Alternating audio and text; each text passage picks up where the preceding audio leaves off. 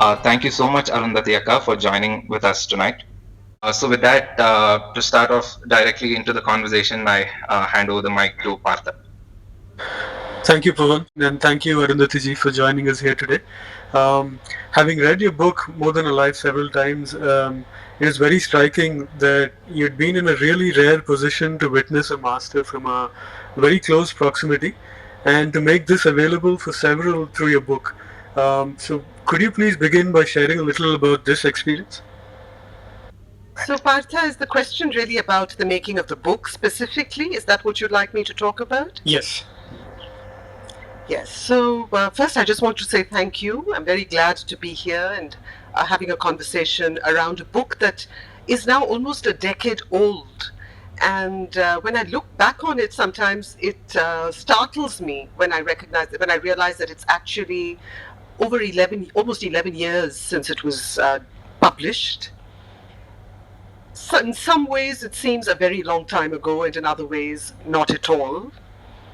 Since you've asked specifically about the journey of the book, I will say that it actually had its beginning somewhere around 2006, when I was on a walk with Sadhguru around the ashram in Coimbatore, and I was talking to him about books, because that's what we discussed a lot of the time.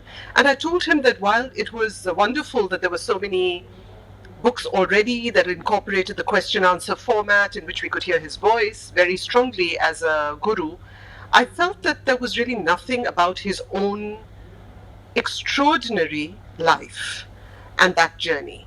So I said there needs to be something, and he very casually, as is his manner, said, "Why don't you do it?"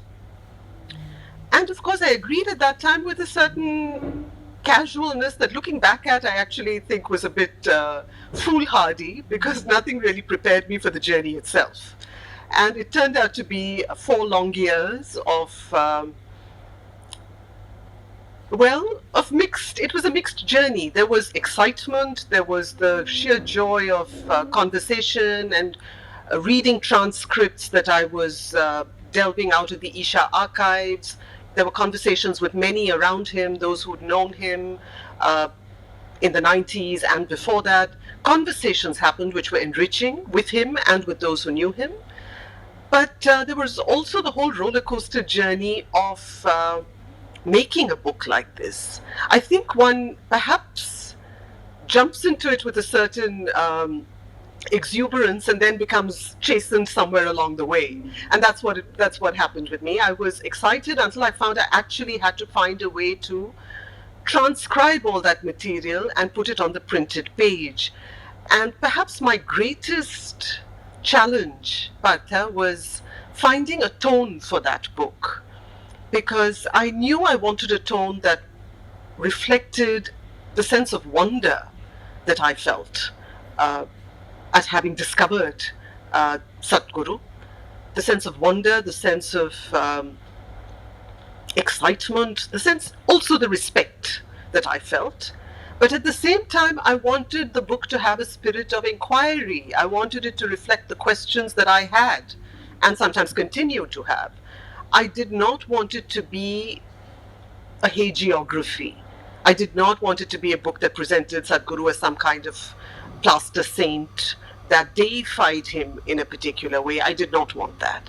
So I wanted a certain complexity of tone, and I think eventually, just when I kind of given up on the book, I remember receiving this email from Sadhguru saying, "Is this going to be a posthumous biography?"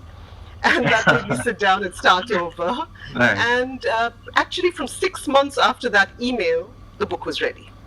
So it happened with great speed after that. There was a way in which I felt the tone was falling into place.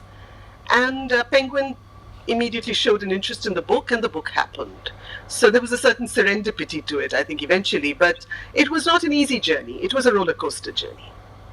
Would you like to probably comment on the difficulty or how the roller coaster ride was briefly, Akka?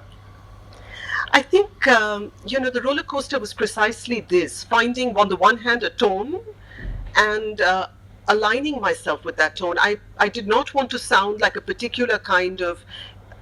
Let me say this: there are 2 ways in which you can approach a book of this kind. as an insider or as an outsider. Now, I wanted a book of this kind to be one that spoke to the insider, but I also wanted it to be invitational to the outsider.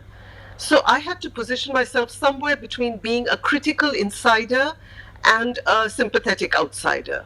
That's somewhere where I had to position myself. And it was not, eventually I realized it was actually where I was, because it was a journey through which I saw Sadhguru increasingly as my own guru. That was certainly happening. But my own journey of as a seeker had preceded that. I'd say there were 3 phases of my journey even before I met Sadhguru.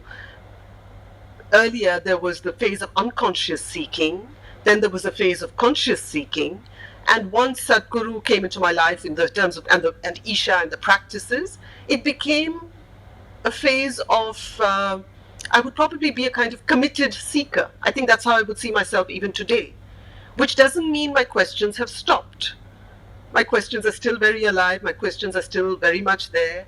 So when I decided that I would acknowledge those questions, and at the same time I would acknowledge the sense of wonder, I realized both these could go hand in hand and there was no essential contradiction between the two. Sometimes we believe that we need to turn into, that becoming a disciple means becoming a cabbage, which it doesn't.